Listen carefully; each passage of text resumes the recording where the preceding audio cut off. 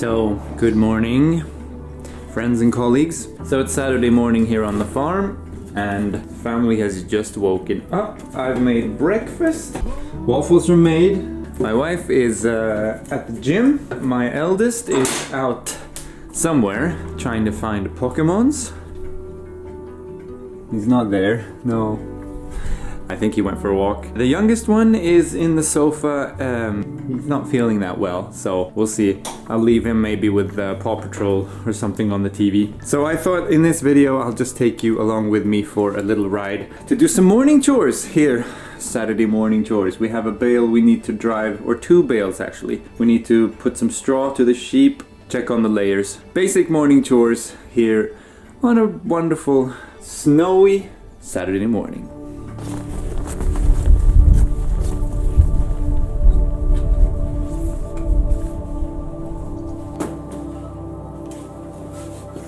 So I had the block engine heater on for about an hour.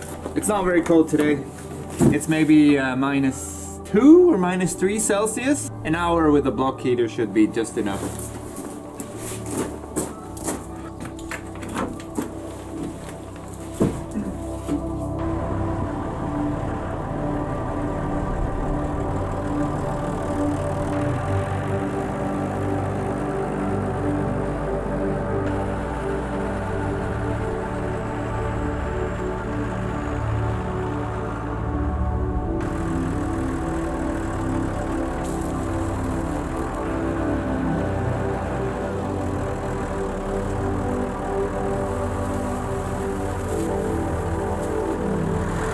So we're gonna start by driving a bale to one of the groups of the sheep, the ewes. We have about 20 of them.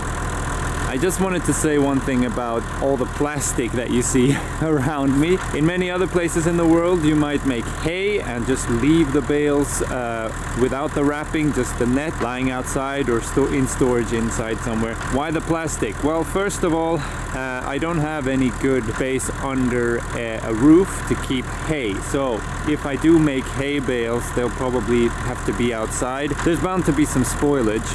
And the second reason why we use plastic in Sweden is because we have a very good recycling system when it comes to the wrapping that we use. So here, for example, is all the plastic wrapping that I accumulate. This is about 2 years worth. I haven't been able to take it to the recycling place. So every year you get to drive your plastic to a recycling place where they collect it, and then all this plastic is turned into new plastic products. Because the quality of the plastic that they use to wrap bales is so high, it means that this plastic has it has a lot of uses. So this plastic might end up being used in packaging for medical supplies, or it can be used in other plastic products. So sure, using plastic products, yeah, it doesn't feel so great, but on the other hand, you know, as long as there's a good recycling system in place, it feels a little bit better. But, you know, in the ideal world, I would just like to get away from plastic altogether and just, you know,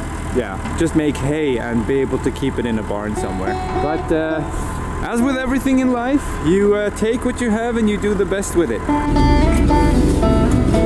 First gear, 4-wheel drive, and we are gonna take this up a little bit, yeah. So there we go. So if you're wondering what machine I'm driving, it's a Massey Ferguson 6280. It's from 2001, and I really love this tractor. I traded I used to have an old Fiat 11090 from 1989, a real veteran tractor. Let's do that. There we go. So we're going down an icy hill. And I really love that tractor as well, but after about 10 years of having the Fiat and driving it and using it for silage, for bales, for moving animals, everything. I felt that I needed a machine that could offer a little bit more comfort. This one, for example, has AC, wonderful. And since I spend a lot of time in the summer times on the roads, driving and moving animals between all the different kinds of pastures, moving machines, getting bales, we have quite a few distances to drive. I really wanted to have a tractor that could, you know, bump up the speed a little, because the Fiat, on a good day with sunshine, downhill and wind in my back, I could maybe make it up to 28 kilometers an hour. But this one, this is a 40, so this goes 40 kilometers an hour, which is it's a big difference really when you're on the road. Now we just need to take off the plastic on the bale. Go for a minute.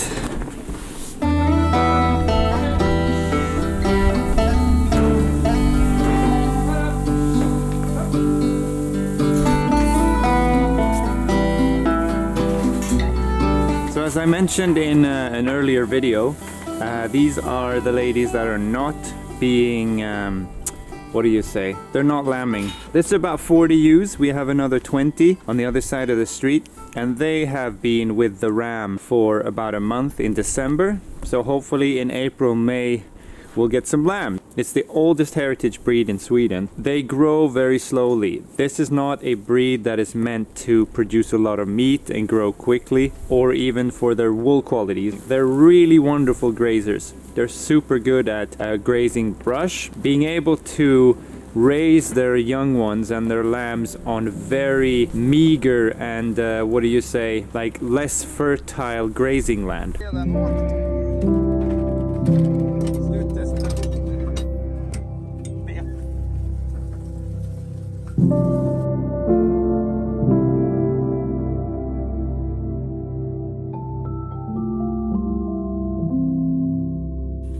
So, because all grazing ground is not created equal, it means that you need animals that are sort of adapted to the conditions of the landscape and the ecosystem where you live.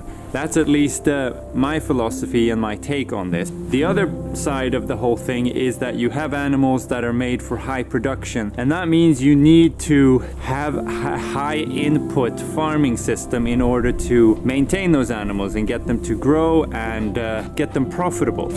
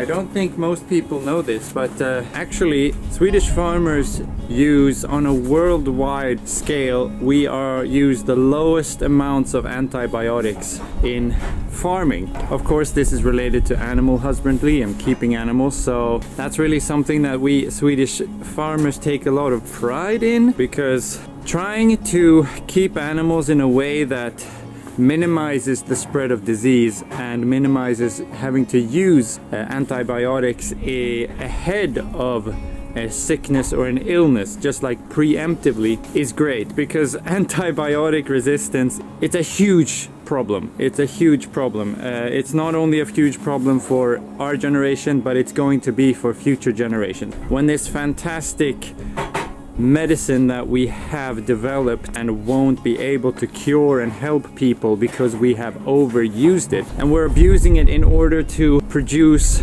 cheap food. Expensive food comes from animals that have been kept in better conditions. Better conditions means that you're using more raw materials, like for example straw, wood pellets, wood shavings. You're keeping less animals per square meter or per square foot, giving them more space. All in all, trying to keep a cleaner environment for them when they are growing up. Those kinds of preventative measures really do add up when it comes to pricing of your product, what it is that you sell. But on the other hand, having to not deal with antibiotics on a regular basis, which does lead to antibiotic resistance, is I think a huge win, not only for the individual farmer, for the animals, but also for humanity at large, I would say.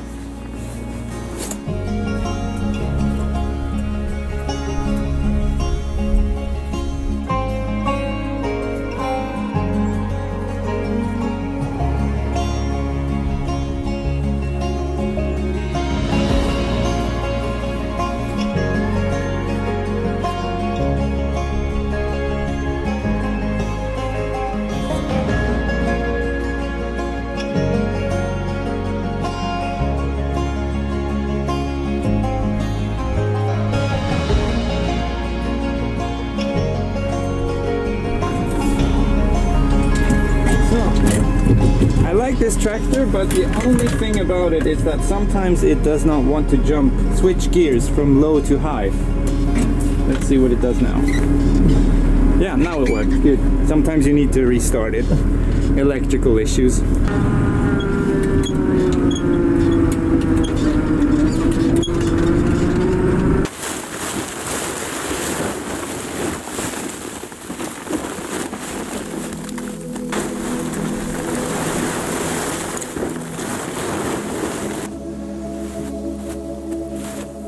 So keeping a tarp over some straw bales like this. This is straw, by the way. God, I get snow everywhere. I shouldn't have these boots, they're too low. Anyway, using a plastic tarp to cover straw bales can work. It can work. But this batch of bales, they're not super. That's why we I'm trying to use these this year so I don't need to keep them over the summer, and we can just make new straw bales in August. The problem with a tarp usually is that moisture gets stuck, moisture that rises gets stuck under the tarp, and then it gets absorbed by the straw, which is not good because the straw will become unusable for your animals. This one looks fine actually. So let's take this one home with us.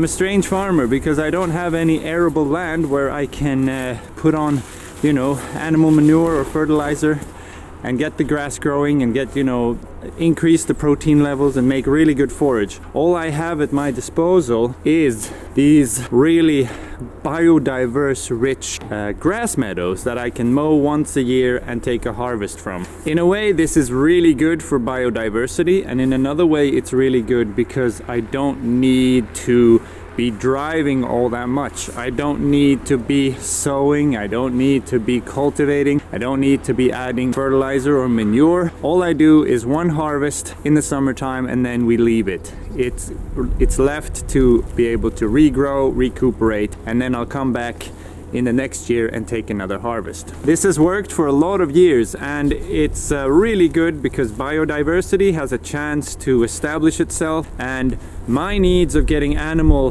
feed is sort of balanced. Well, it's sort of balanced with the needs of nature and the ecosystem to have a habitat where biodiversity can thrive. So this is the feed we are giving them. As you can see, you can judge by the size of the grass or the blades of grass roughly how much protein is in this feed. I guess this is average. Some YouTube channels that I follow and watch, the blades of grass are like this thick, and it looks just absolutely amazing. Hello! Then you also have to remember that that does sort of come at a cost. There's a lot of inputs that have gone into producing that really good grass. So if I can instead pick a breed of animals like this lady right here, who is a little bit more well adapted genetically to being able to have her young, have her lambs, and keep a good condition on, you know, lean forage, then I think that's also or can be a profitable way forward.